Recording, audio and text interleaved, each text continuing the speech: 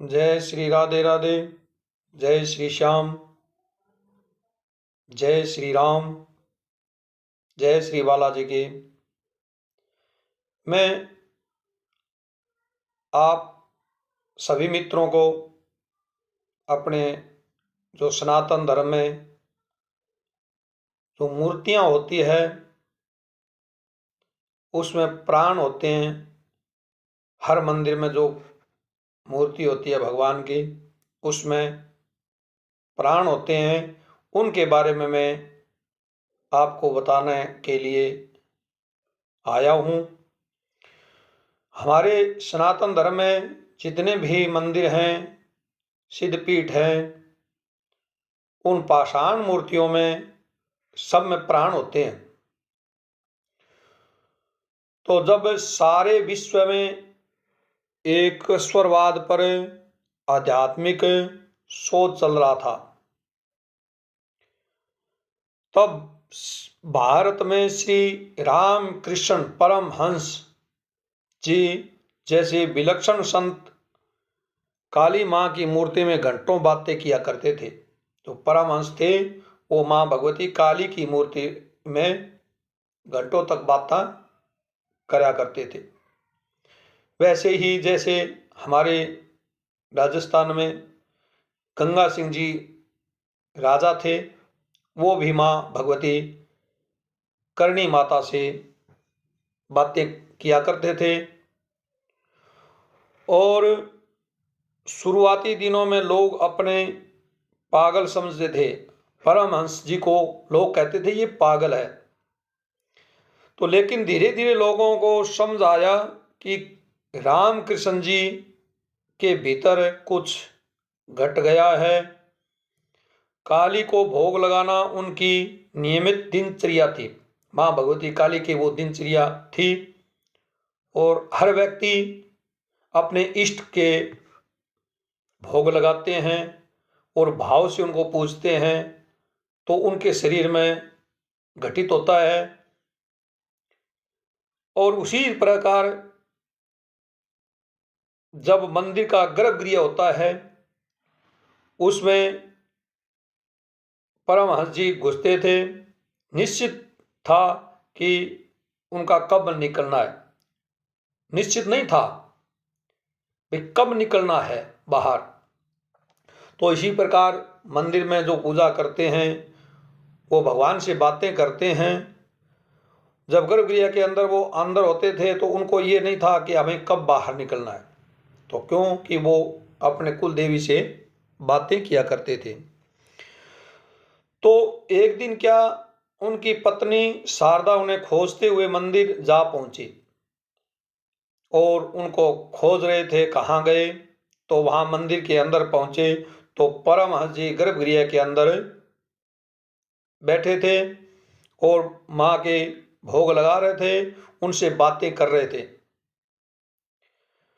तो उन्होंने अंदर झांका, तो दरवाजे के अंदर उन्होंने झांका तो वो शतबद्ध रह गई भी।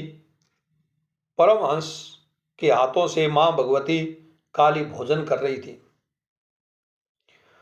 और उसी दिन शारदा का जीवन बदल गया। और सनातन धर्म मावलियों को मूर्तियों में जब जान फूंकते हैं तो अपने सनातन धर्म की पद्धतियों से हजारों वर्षों तक, विज्ञान की पद्धतियों से हजारों वर्षों तक मालूम था, हजारों वर्षों तक मालूम था कि मूर्तियों में प्राण होते हैं। और इस अदृश्य महाविज्ञान में आज भी सनातन प्रतिमाओं को जीवित रखा जाता है। हर मूर्ति में प्राण होते हैं। जब मूर्तियों की प्राण प्रतिष्ठा होती है उस दौरान विद्वान ब्राह्मणों के द्वारा वेद मंत्रों के द्वारा उसमें प्राण प्रतिष्ठा की जाती है। और प्राण प्रतिष्ठा का बहुत विशेष नियम है। प्राण प्रतिष्ठा के अंदर विद्वान ब्राह्मण अपने मंत्रों द्वारा उसमें प्राण डालते हैं और कठोर तपस्या भी होती है। यजमान और ब्राह्मणों को नियम से रहना होता है। अष्टांग योग के यम नियमों का पालन यजमान को अवश्य करना चाहिए। धरती पर शयन करना चाहिए, सत्य वचन बोलना चाहिए, एक टाइम भोजन करना चाहिए। ये जो प्राण प्रतिष्ठा डलवाते हैं उस यजमान की बातें हैं। नियम पूर्वक से रहना चाहिए। उसी प्रकार जितना हम नियम करेंगे उतना ही उस मूर्ति में प्राण आएंगे। तो प्राण डालने के बाद में मूर्तियों की प्राण प्रतिष्ठा की जाती है, उसमें प्राण आ जाते हैं। आसपास उस मूर्ति के पास में आपको लगेगा कोई दिव्य ऊर्जा का और बना हुआ रहता है, जैसे हम महसूस करते हैं। तो वहां उस मूर्ति की स्थापना होती है, उस समय बहुत सा और बना हुआ होता है। उसमें हर व्यक्ति के भाव में और श्रद्धा में, विश्वास में ऐसा होता है भी हाँ प्राण मूर्ति में डल गए। जैसे अभी अपने 22 तारीख को भगवान राम जी की प्राण प्रतिष्ठा हुई थी अयोध्या में। जब उस समय जितने भी वहां दिव्य लोग बैठे थे, संत महात्मा बैठे थे, ब्राह्मण बैठे थे और भारत भूमि के बहुत से लोग बैठे थे, हमने फोन के अंदर भी देखा सभी ने। तो जब उस समय प्राण प्रतिष्ठा हुई थी, उस समय ऐसा माहौल आया, उसमें सभी के अश्रुपात होने लगे। आप सभी ने देखा उस समय। तो भगवान की ऐसी कृपा थी।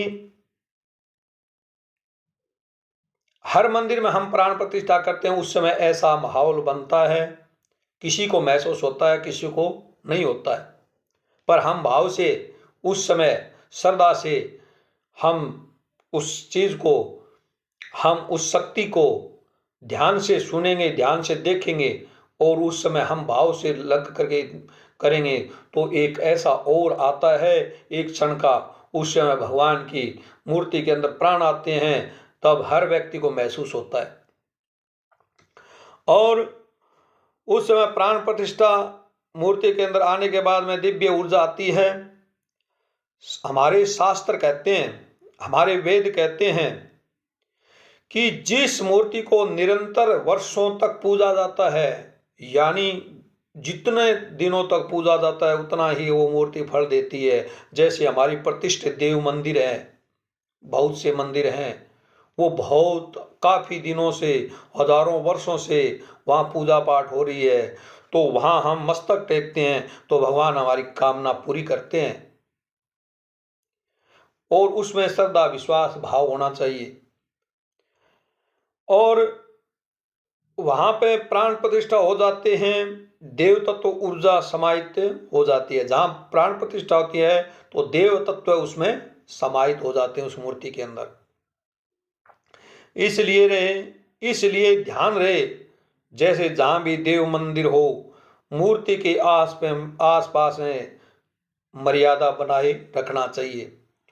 क्योंकि हमारा जो गर्भगृह होता है उसके अंदर हर व्यक्ति को प्रवेश नहीं करने देते हैं। क्यों नहीं करने देते हैं, इसका कारण क्या है? क्योंकि नियम होता है हर बात का। जो मंदिर में जो पूजा पाठ करते हैं वो विशेष ध्यान रखते हैं शुद्धि का, आचरण का, ये ध्यान रखते हैं। तो हर व्यक्ति को मस्तक टेकना चाहिए। कहाँ पे? दर के ऊपर। जो दरबार होता है उसका जो गेट होता है वहां पे आप श्रद्धा भाव से दरखास्त लगा दीजिए। तो एक भजन भी आता है, कौन सा भजन? तेरे दर पे आए हैं, ये आपने सुना भी होगा सबने। तो हम तेरे दर पे आए हैं, हमारी कामना पूरी करना भगवान। तो वहां उसके दरबार पे जाके मस्तक झुकाते हैं तो वहां से भगवान उसकी सुन लेते हैं। तो मंदिर के अंदर गर्भगृह है उसमें हर व्यक्ति को प्रवेश नहीं करना चाहिए। और वहां पे आसपास में साफ सुथरा रखना चाहिए। जैसे हमारे घर का मंदिर हो, पूजा पाठ करते हैं, वहाँ भी साफ सुथरा रखना चाहिए और विशेष सफाई का ध्यान देना चाहिए।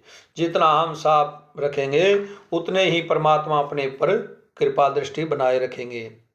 हम कई जगह देखते हैं पूजा घर में, जो हर व्यक्ति के घर में पूजा घर होता है, उसमें क्या करते हैं, अगरबत्तियां लगाते हैं, वहाँ वो भभूति होती है, इकट्ठी होती जाती है, मंदिर में वो होता है। ऐसा नहीं होना चाहिए। अगरबत्ती लगाए, धूप लगाए, जो दीपक लगाए, उसको साफ सुथरा रखना चाहिए। जैसे हम भोजन करते हैं तो थाली को कितनी अच्छी साफ रखते हैं, उस थाली में हम परोस करके खाते हैं। उसी प्रकार भाव से आप भगवान के भोग लगाएं, मंदिर को पवित्र रखें। आपके पूजा घर में जल का पात्र होना चाहिए, गंगा जल होना चाहिए। जितने हम साफ सुथरा रखेंगे उसी प्रकार वो अपना घर का जो मंदिर है वो भी आपकी मनोकामनाएं परिपूर्ण करेंगे। और हम मंदिरों में जाते हैं, वहाँ प्राण होते हैं, उन मूर्तियों में प्राण प्रतिष्ठित होती है, तो वो वहाँ अपने श्रद्धा भाव से हम मस्तक झुकाते हैं, तो भगवान अपनी मनोकामनाएं परिपूर्ण करते हैं। तो शास्त्रों में बहुत अच्छी अच्छी बातें हैं। मैं इस चैनल को बनाया है आपके हित की बातों के लिए। आप मेरे सभी प्यारे मित्र बंधु भाई इस चैनल को आगे शेयर करें, लाइक करें, सब्सक्राइब करें और आप सभी को जय श्री कृष्णा, जय श्री राम। हम आप के लिए अच्छी अच्छी वीडियो लेकर के आएंगे, आप आगे शेयर करें। आपका बहुत बहुत धन्यवाद।